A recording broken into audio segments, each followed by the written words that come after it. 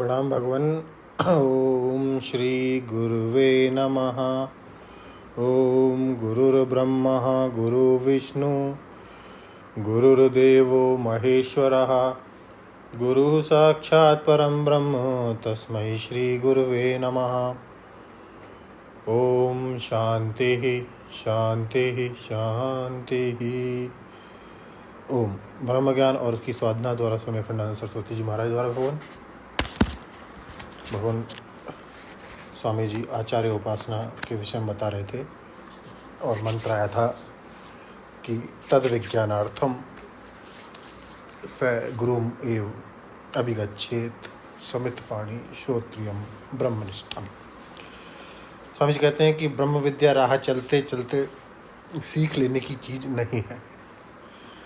नेति नेति के द्वारा संपूर्ण स्थूल और सूक्ष्म दृश्य का निषेध कर देने के बाद इस वस्तु का साक्षात्कार होता है।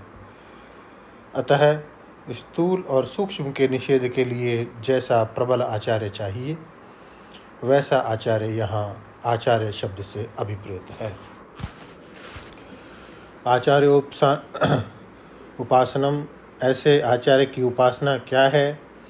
बात तो असल में वही बतानी है। ये सेठ लोग कहते हैं महाराज आपकी सेवा करना चाहते हैं, हम आपका पांव दबा दें और आप हमको ब्रह्म ज्ञान का उपदेश करें। उनका अभिप्राय यह होता है कि तिजोरी में से कलदार न निकालना पड़े। जैसे हम अपने ग्राहकों को हल्के किस्म का माल देकर उनसे पैसा ले लेते हैं, वैसे अपने हल्के किस्म के माल से ही ब्रह्म ज्ञान भी ले लें। एक ब्राह्मण आए, बोले महाराज ऐसी कृपा करो कि हमको ₹1,00,000 मिल जाए। हम आपका पांव छूकर प्रतिज्ञा करके बोलते हैं कि वह ₹1,00,000 हम नहीं देंगे, आपको दे देंगे और आप हमको ब्रह्म ज्ञान का उपदेश करो।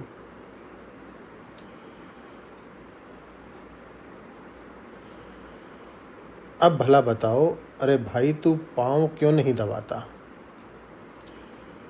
₹1,00,000 से क्यों सेवा करना चाहता है?